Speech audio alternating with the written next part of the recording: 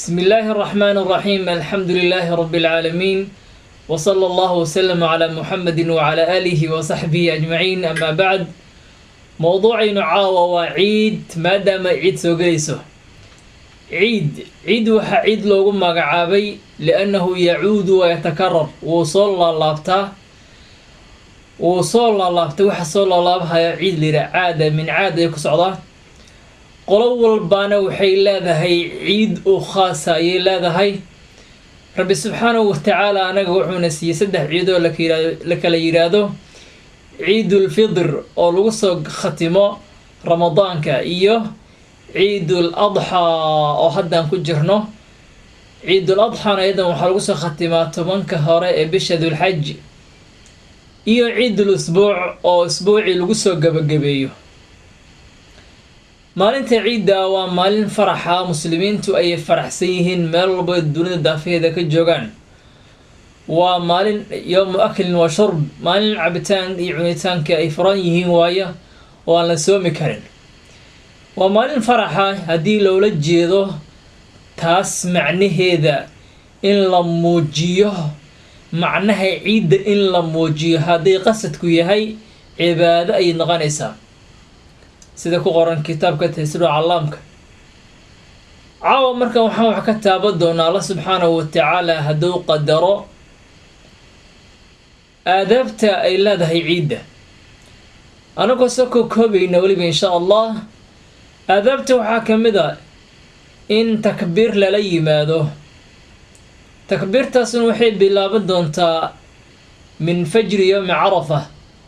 maalinta Arafa fajrigeeda waxayna socon doontaa maalmaha ciid oo dhan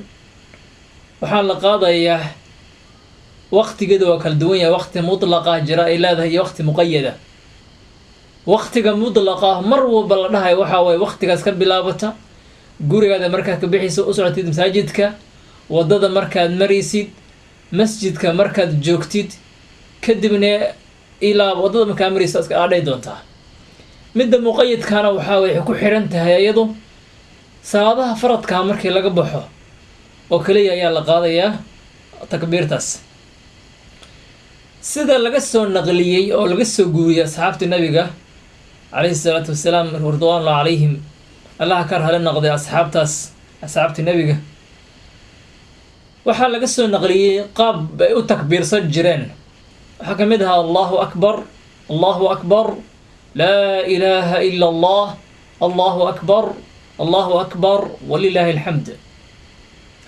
فوق هذا علمي كل راضي وعلمي آديات كل راضي وحكم إذا قار كم إذا وحلا قصة نقلية إن إليه جيران الله أكبر الله أكبر الله أكبر سد حمر إن إليه جيران وهكذا قار كنا حلا قصة وريا إن إليه جيران الله أكبر الله أكبر الله أكبر سد حمر مكدان لا حيلك حججرا لا إله إلا الله وحده لا شريك له له الملك وله الحمد وهو على كل شيء قدير سداس وفافاسنا وحكو أرك دونتان تفسيرك علامك شرح عمد الأحكام يكتبك أو كفر بضنبا أدابته حكام إن عيد الفطر قال الصاء أفره ما دام أفرت المامي سيدا انت صلاة الله إيمان كهر in timir witira afka lagu soo dhufto ama wax kale hadii la waayo timirta laakiin ciidul adha ayada xabad la sooconi maayo ciid weynta waxa la sooconaya toona ma jirto salaada markii laga soo baxo kadib udhiyada aad qasho ayaad cunaysaa adabtu waxa kamid ah qodobka saddexaad qofka u soo baxay maalinkaas ciidda inuu ku soo labistaa dharkiisii kii ugu fiicnaa dharkiisii wanaagsanaa inuu ku soo labisto laakiin dumarka inay soo catariyaan lama ogola catarku waa ka duwan yahay dumarka hadday ayagoo qurxoonay hadday catar ku sii darsadaan raggi bay fitnaynayaan raggi baa fitnoobaya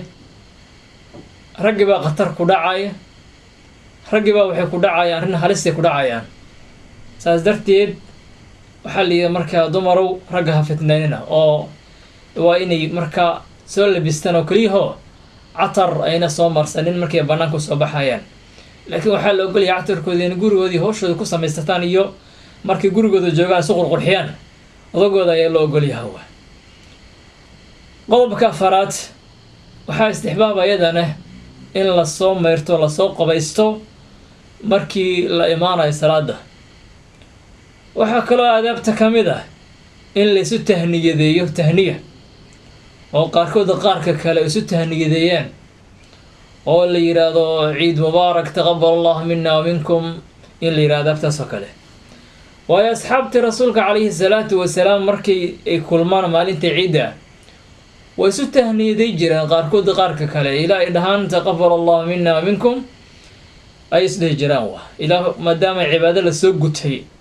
ay wax ku duceysan jireen ilaahow naga aqbal taqabbal allah minna wa minkum waa kelima ducaa.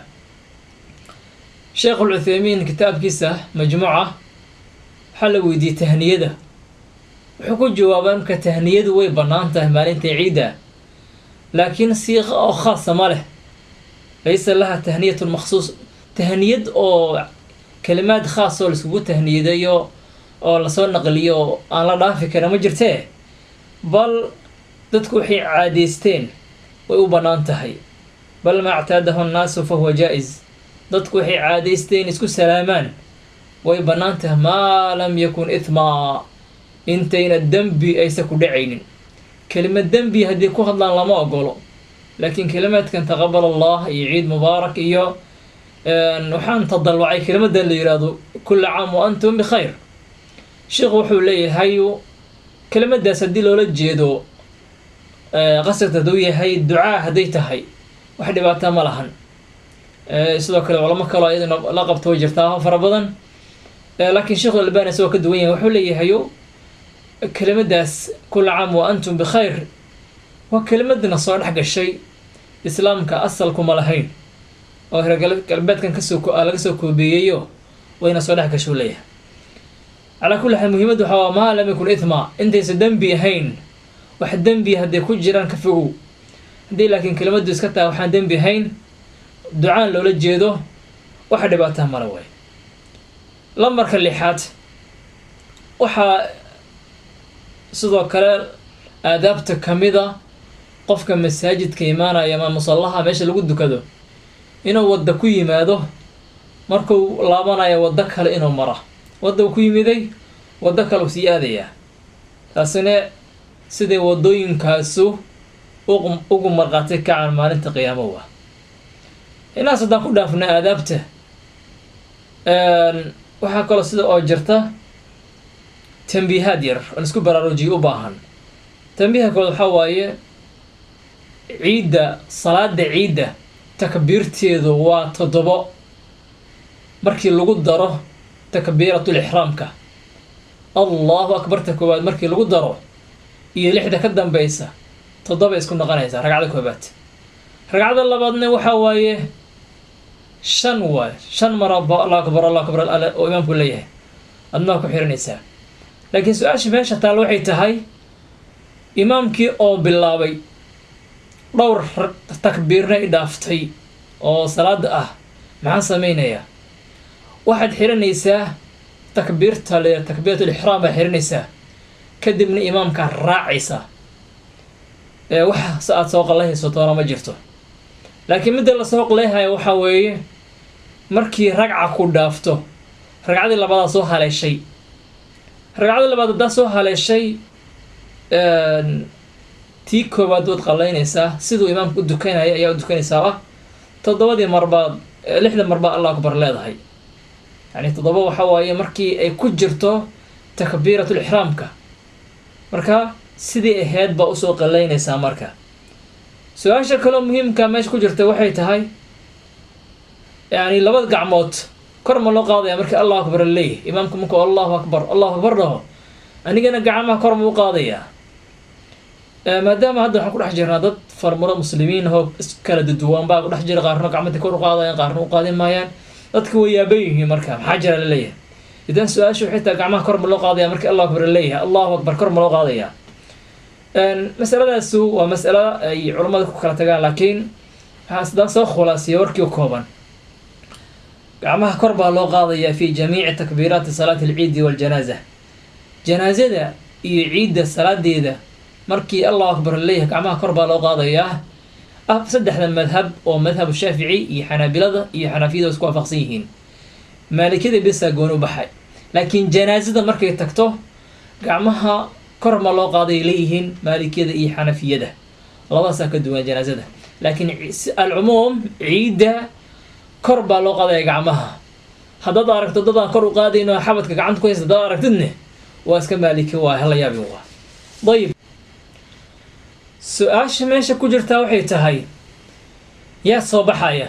ciidda, yaa soo aadaya? ma dad khaasaha soo aadaya mase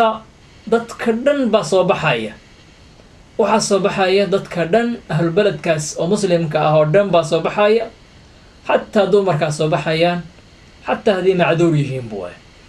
in arrintaasna waxaa laga fahmayaa xadiiskii umu catiya nusaybat alansaariy radia allahu canha qaalat amaranaa yacni annabiy sala allahu alay wasalam, nabigu wuxuuna amray leeda umu catiya inaan soo baxno maalinta ciidda, labada ciid inaan soo baxno, inaan soo bixinno alcawaatiqa gabdhaha yaryar, almar'atu shaaba, wadawaati alkhuduuri kuwa guryaha ku asturan maqbiyada inaan soo saarno ayaana la amray. weliba haddana waxaana la amray, nabiguna amray calayhi salaatu wasalaam, kuwa macduurka ah inaan soo baxna dhahno, soo bax dhahno oo soo bixinno. kuwaas ayagu ma dukanayaane meesha lagu tukanayo gees bay ugu bayrayaan, laakiin waxay soo xaadirayaan maalinkaas siday u takbiirsadaan. riwaayadka oranaysa bukhaariga ah, fa yukabirna bitakbiirihim, ilaa ay takbiirtooda takbiirsadaan, wayadcuuna biducaa'ihim, ay ducaystaan, yarjuuna barakata dalika alyowm, ayagoo rajaynaya maalinkaas barakadiisa iyo wa duhratahu, daharo qaadashadiisaoo dunuubta laga daharo qaadanayo. idan maalinkaas way takbiirsanayaan, salaada ciidana way soo xaadirayaan, laakiin ma dukanayaan, geesi bay u baxayaan, way ducaysanayaan ayagoo rajaynaya maalinkaas barakadeeda iyo dunuubtooda in la saamaxo. laba qodob baa meesha ku jirta aad iyo aad u cajiib leh oo tafsiirka uu soo qaadayo markuu xadiiska sharaxayo. xadiiska waxaa laga qaadanaya maalinkaas inay tahay maalin la rajaynayo in ducadaada la ajiibo. waa muhim inaad ka faa'iidaysataa. marka tan labaad waxaa waaye tan gabdhaha macduurka ah ducada mamnuuc ka maahan, way ducaysanayaan, adkaartooday la imaanayaan, wax ka xiran ma jiraan, salaadaas u dukanya mehe. marka waxaa arkaysaa dhowr qof oo dhahaya annaga macduur bah maba adeynaba ama adkaar maba la imaahayno. marka waa la aadayaa waaye, adkaartana waa lala imaanayaa, waana la ducaysanayaa saa u haleesho maalinkaas barakadiisa iyo khayrkiisa. waa su-aasha kale waxay tahay maalinkaas waxaa wanaagsan in lala yimaado sadaqo la baxsado, waayo sadaqadu waxay ka mid tahay min asbaabi annajaa min cadaabi illaah, asbaabta lagaga badbaado cadaabta allah subxaanahu wa tacaala. xadiiskii jaabir ibni cabdullaahi radia allahu canhu wuxuu leeyahay shahidtu maca rasuulillaahi sala allahu calayhi wasalam yowma alciid, waxaan goobjoog ka ahay ma nabiga calayhi salaatu wasalaam maalin ciida. fabada'a bisalaati qabla khudba, nabigu salaad buu ku bilaabay khudbadii ka hor. jimcaha waxaa ognahay imaamku markuu yimaado khudbuu ka bilaabaa, kadib ummadda dujiyaa, laakiin ciiddu way ka duwan tahayo salaada laga bilaabayaa kadibna khudbada ku xigta, bilaa aadaani walaa iqaama, aadaana maleh aqinna ma lahan. uma qaama, nabigu waa istaaga calayhi salaatu wasalaam mutawaki'an calaa bilaal asigoo cogsanaya wuu istaagay. fa amara dadki wuxuu amray markaa bitaqwa allahi, ilaahi subxaanahu wa tacaala in laga baqaa allah. macnaheeda waxay tahay wax allaala wuxuu kaa xarimay inaad joojisaa, oo wax allaala wuxuu kuu xalilay inay xalaalkaaga dhiga aada samaysaa. macaanii fara badan ilaada, laakiin mataasaa ka mid ah. wuxuuna ummadiis ugu booriyey calaa taacatihi, waxaha calaa taacatihi, wawacada annaasa wadakarahum. dadkii wuxuu rasuulka calayhi salaatu wasalaam ku booriyey allah inay adeecaan, waana wacdii waana ay u sheegeene allah ayuu xasuusiyey